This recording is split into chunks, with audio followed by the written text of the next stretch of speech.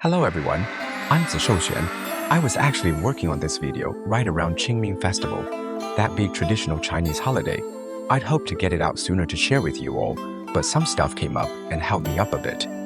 Sorry about that. I'm not much of a talker anyway, so I won't beat around the bush. Let's jump straight into it and dive into today's story. Quick heads up, the first tale has quite a few characters, but I'll do my best to keep everything clear for you.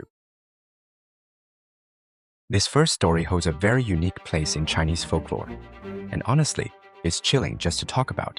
Making this video for Qingming Festival, a day when we honor the departed, gave me a bit of the creeps, I won't lie.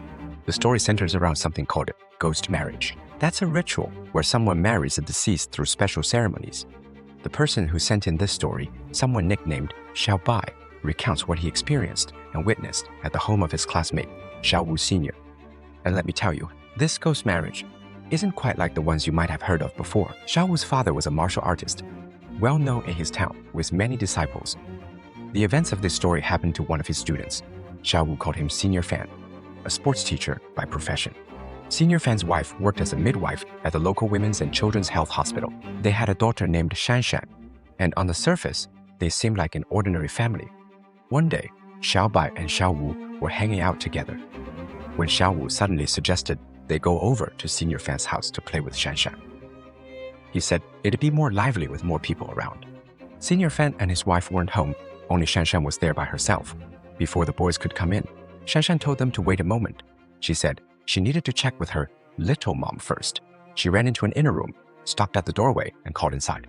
"Little mom, can Xiao Wu and his friend play here?" There was no response from the room. Shanshan stood by the door for a few seconds, as if she was listening to something no one else could hear. Then she came back and told Xiao Bai and Xiao Wu that her little mom had agreed, but they needed to keep their voices down and not be too noisy. So Xiao Bai and Xiao Wu entered Senior Fan's house. As he stepped inside, Xiao Bai politely called out, "Sorry to bother you, auntie." But strangely, even after a whole afternoon of playing there, he never saw the so-called little mom that Shanshan mentioned. The term itself puzzled him. There's mom and there's godmother, but what on earth is a little mom? Time flew by, and before they knew it, Senior Fan returned home with a woman. When they walked in, Shanshan greeted them as dad and mom. This made Xiao Bai even more confused. If Shanshan called these two her parents, then who was this little mom in the inner room? Could it be that Senior Fan had two wives? After coming in, Senior Fan greeted Xiao Bai and Xiao Wu warmly. He was especially friendly towards Xiao Wu, calling him Little Junior repeatedly. That evening, Senior Fan insisted they stay for dinner. Xiao Bai was worried his parents might be concerned, so Senior Fan even called Xiao Bai's family to let them know. Xiao Bai actually wanted to go home. After all, it was his first time at someone else's house, and it felt awkward to stay for dinner. But Xiao Wu was adamant that Xiao Bai stay with him, saying he was too scared to walk home alone at night. This left Xiao Bai totally baffled. How could Xiao Wu, of all people, be scared to go home alone at night? His dad was a martial arts teacher. Still, for the sake of brotherhood, he didn't question it and agreed to stay. When it was time to eat, no one sat down right away. Shanshan's mom went to the same room where Shanshan had spoken at the door earlier and called out, "Sister, the food is ready. You can come out and eat." Then she returned to the dining room and started setting the table. Xiao Bai noticed there were 6 sets of dishes and 6 chairs. He figured he'd finally get to see who this little mom was. His curiosity had been burning all afternoon. But strangely, no one ever came out of that room and not a sound was heard. When everyone else sat down, the 6th chair remained empty. Then, out of nowhere, Senior Fan turned to the empty chair and introduced, "Nanji, this is Xiao Wu's classmate, Xiao Bai. He's joining us for dinner tonight." Xiao Wu nudged Xiao Bai to address the empty seat, telling him to call her sister-in-law. The whole thing nearly scared Xiao Bai out of his skin. He was being told to greet an empty chair as sister-in-law. He sat there frozen, unable to move or speak. Xiao Wu gave him a sharp pinch on the leg and shot him a look to go along. Xiao Bai, with no other choice, awkwardly called out "sister-in-law" to the air. That dinner was the most uncomfortable meal Xiao Bai had ever had. He desperately wanted to ask what was going on, but was too nervous to be impolite. Meanwhile, Xiao Wu seemed to enjoy his meal, laughing and chatting with Senior Fan. After dinner, they sat around for a bit before finally heading home. As they left, Xiao Wu tugged Xiao Bai toward the main road, whispering, "Let's go. Don't look back. I'll explain everything once we're farther away." Only when they reached the big road did Xiao Wu finally tell him why things were so strange at Senior Fan's house. Xiao Wu explained that when Shanshan was just born, her mother was at home recovering from childbirth. and Shanshan's grandmother had come from their hometown to help take care of her. One day, someone knocked on the door. Shanshan's grandmother answered it and found an old woman standing outside. Before she could ask who it was, the old woman immediately asked, "Is Fanqing home?" Fanqing is Senior Fan's real name, Xiao Wu's martial arts brother. Shanshan's grandmother was a bit surprised to see a stranger looking for her son. She asked, "What business do you have with him?" "I'm his mother. You can tell me." But the old woman ignored her and just kept asking for Fanqing. As it happened, there were no classes at school that day, so Senior Fan was at home helping out. Hearing someone call his name outside, he came to the door to see who it was. When he got to the door, the old woman asked, "Are you Fanqing?" Senior Fan replied, "Yes, what do you want?" The old woman didn't answer directly. She first looked him up and down, then gave a satisfied nod and finally smiled a little. She reached into her pocket and pulled out a rectangular object wrapped in red cloth. When she unwrapped it, it turned out to be a spirit tablet, a wooden plaque with a person's name carved on it, serving the same purpose as a gravestone in a cemetery. It represents the deceased. The old woman pointed at the spirit tablet and said her daughter wanted to marry Senior Fan. Senior Fan was stunned. He replied, "Are you joking? Even if this were a living person, I would never abandon my wife and child. You must be crazy." Then he slammed the door shut. But the old woman kept shouting outside, "Fanqing, think carefully or you'll regret it." Hearing this, Senior Fan opened the door again, ready to yell at her, but found that the old woman was gone. The motion sensor light outside was off, as if no one had been there at all after closing the door. Shanshan's grandmother asked Senior Fan if he'd gotten himself mixed up with something strange. In Chinese culture, when people encounter ghosts or supernatural events, they rarely say it outright. Instead, they use indirect phrases, like asking if someone has run into something unclean. Senior Fan replied that he hadn't done anything. He'd just been going back and forth between home and school, nowhere else, and barely had any free time anyway. But ever since that day, strange things started happening around the house.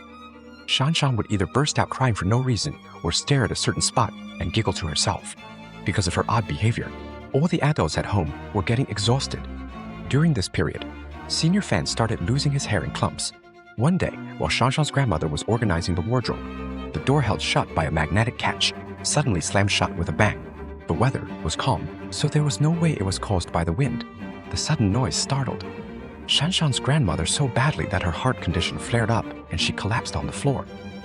If her medication hadn't been right next to the wardrobe, she might not have survived. Other strange incidents kept happening. Shanshan's mother, who had had a cesarean section and was already physically weak, grew more and more worn out by both Shanshan's constant fussing and the strange happenings. Doors would slam for no reason, odd sounds echoed through the house, and everyone was on edge. Eventually, Senior Fan discussed it with the family. Maybe we should just agree to what that old woman wanted. Anything's better than living in fear like this. If this keeps up, these things will wear us all out. Strangely enough, it was as if the old woman could sense their decision.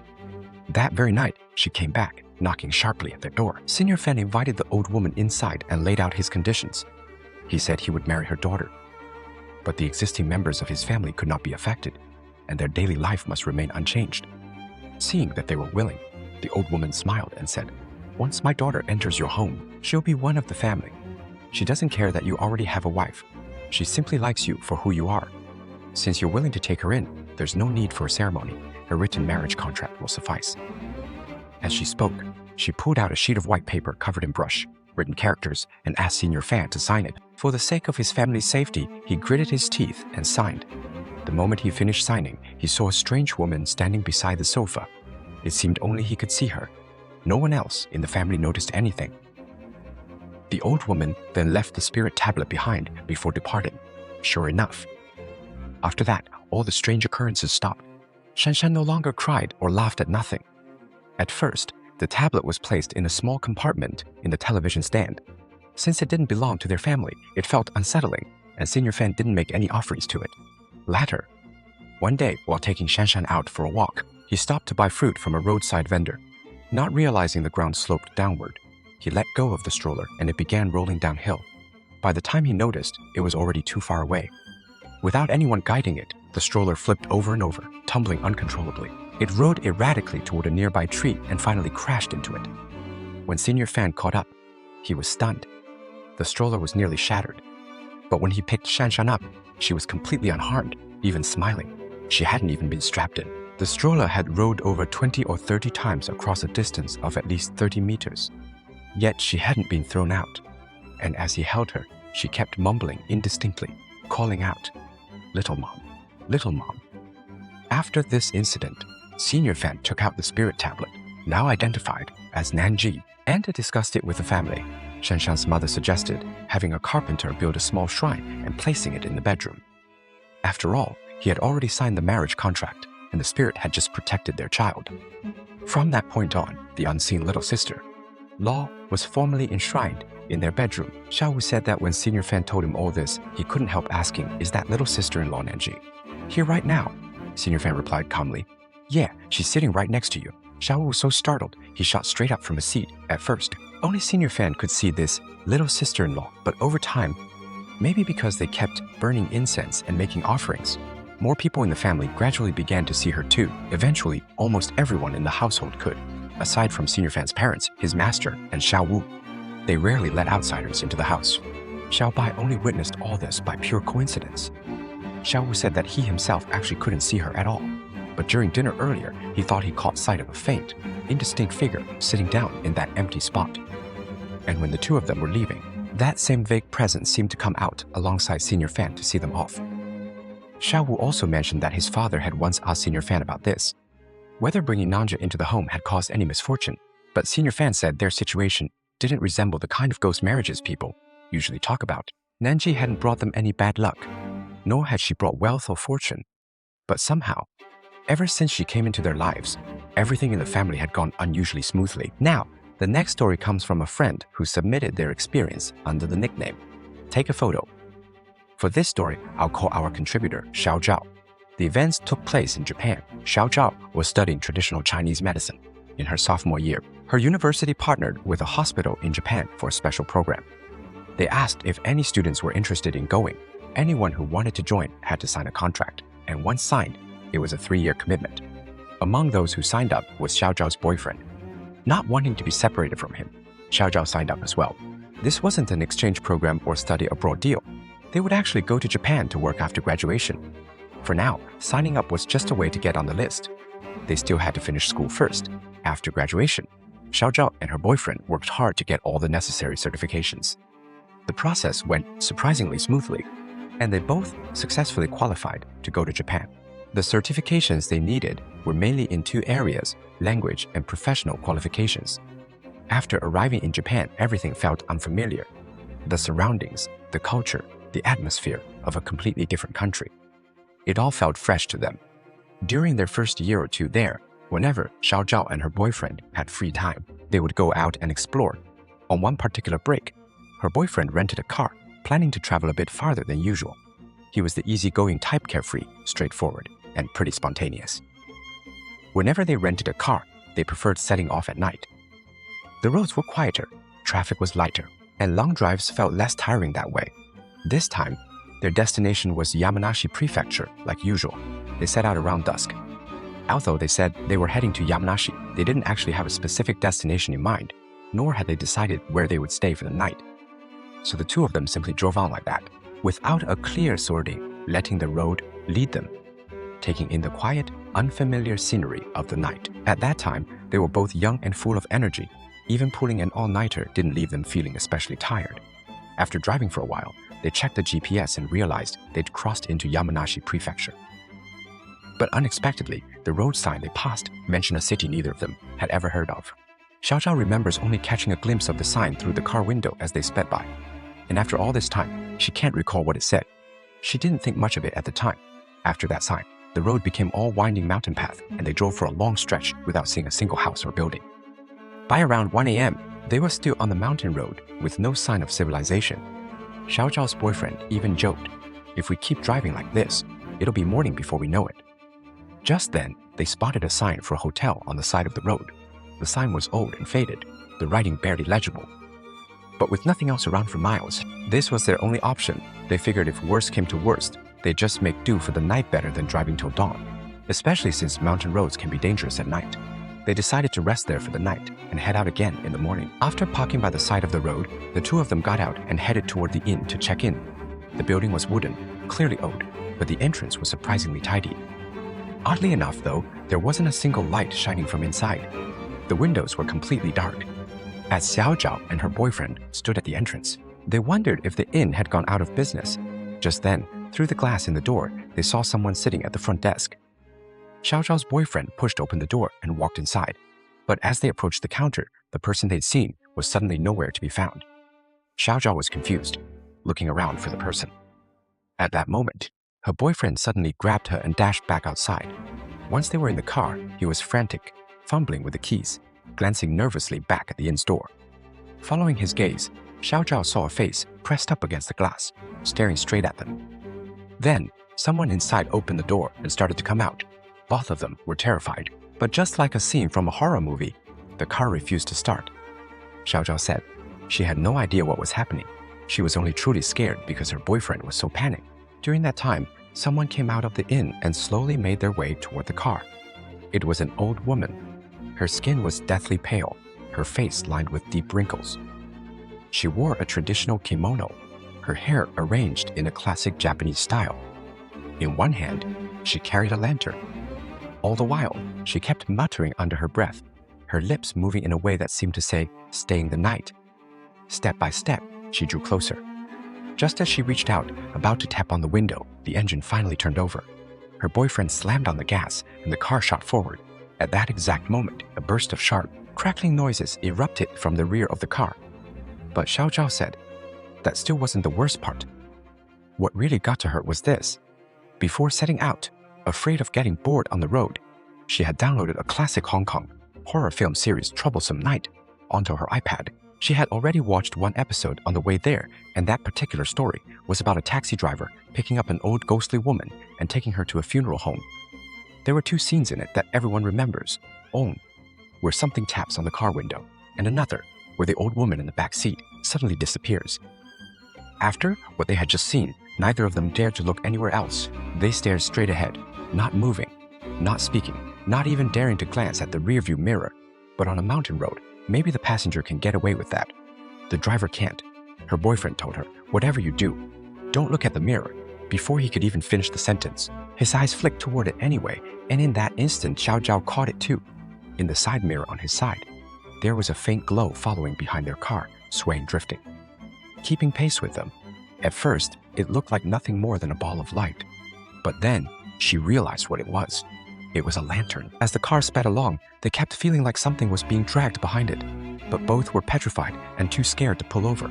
On the way, she asked her boyfriend why he was so rattled. He told her that back at the inn, when she peeked into the counter area, there'd been a human skeleton in there, and the bones had moved, reaching out toward him. After he said that, neither of them spoke another word for the rest of the night. By the time they finally made it back to their apartment, it was already morning. Only under the bright sunlight did they start to feel a little less on edge. They crashed for a few hours, then got up around 1 or 2 in the afternoon to grab some stuff from the car. When they went outside, they found heaps of muddy handprints plastered all over the trunk. And stuck to the rear bumper was a lantern, though it was so mangled and smeared with dirt that you'd hardly recognize it as a lantern anymore. If it weren't for the handle still clinging on and a few broken bits of its frame, you'd never guess what it used to be. That's when it hit them, the crackling. Clattering noises they'd heard last night must have been those mud-covered hands smacking against the car, and whatever they'd felt tugging at the back of the vehicle. It had to be that lantern in the end, though. They didn't know what else to do about it. From then on, during their entire stay in Japan, they never took another road trip. And her boyfriend, on such a chatty, cheerful guy, gradually grew quieter and more withdrawn. One night, as Xiao Zhao was drifting off to sleep, she heard someone pacing back and forth just outside her room. When she woke up, her boyfriend wasn't beside her. She figured he'd slipped out to use the bathroom, but after waiting a long while with no sign of him returning, the pacing kept on steady, relentless, echoing right outside her door, frightened. She got up and went to check. What she saw that night would haunt her for the rest of her life. Her boyfriend was walking back and forth between the doorway and the living room, eyes tightly shut, clutching a lantern in his hand. It was the very same kind of lantern the old woman at the inn had been carrying that evening. And the way he moved, slow, deliberate, almost mechanical, was exactly like the way that woman had walked toward their car. What sent shivers down her spine was that he was wearing a kimono, a tiny one, so tight it seemed to squeeze every inch of him, trapping him inside as if in a straitjacket. Our contributor's face turned deathly pale. She didn't dare make a sound, backing slowly, step by step, into the bedroom until she finally buried herself under the covers, too terrified to look. She didn't close her eyes all night. Meanwhile, her boyfriend continued to wander around out there, back and forth until morning, when, at last, the figure on the bed shifted, and two people lay side by side once more. When she woke up that morning, she immediately brought it up with her boyfriend, but he flatly denied it, calling her crazy. Xiao Zhao was ready to argue, but with work looming and time tight, they quickly got ready and headed to the hospital. Since they worked at the same place, they had lunch together too. Still, the fight from the night before kept bubbling up between them. Sure, sleepwalking could happen. No big deal, but wearing a kimono and carrying a paper lantern in your sleep. That was seriously creepy. After work that afternoon, Xiao Zhao tore through every drawer and box in their apartment, searching for the lantern and the kimono. Finally, she found them tucked away in the ceiling access panel above the bathroom. As soon as she held those two things in her hands, she stormed back to confront her boyfriend. His expression was icy cold, like he'd known all along and wasn't the least bit surprised. Seeing that, Xiao Zhao flung the kimono and lantern onto the floor and lunged to stomp on the lantern. Her boyfriend sprang to his feet, shoved her aside, snatched the kimono and lantern, and bolted out the door. Not long after he left, Xiao Zhao got a breakup text. Furious as ever, she ignored it. From that day on, she never saw him again. The next day at work, Xiao Zhao didn't see her boyfriend at the hospital. She tried calling, but every call went straight to out of service. When she tried reaching him on social media, she discovered he'd blocked her on every platform. About a week later, the hospital received his resignation letter in the mail. In it, he said he'd already returned to China. Since his contract wasn't up yet, he agreed to pay the penalty for breaking it. From that point on, Xiao Zhao never had any further contact with him. When her own contract ended, she didn't renew it and went back to China as well. Later, at a university reunion, she tried to find out what happened to her ex. At the dinner, several classmates said they remembered seeing him online. He'd added some of them on social media. What stood out was that, for a while, he'd posted strange selfies, photos of himself wearing an extremely tight kimono, clutching a lantern, tight enough to look like it was squeezing the life out of him. At the time, people just assumed it was some kind of performance art and didn't think too much of it. But during the reunion, after Xiao Zhao mentioned all this, those classmates tried to look up the old photos in their friend lists. None of them could find the photos anymore, and her ex's contact info had vanished too. Afterward, Xiao Zhao tried every way she could to track him down, but it was as if he'd vanished from the face of the earth. For a long time, Xiao Zhao blamed herself, regretting that she hadn't communicated better with him. But as the years passed, she eventually let go. After all, everyone has their own fate. If she can't control her own destiny, there's little point in trying to control someone else's.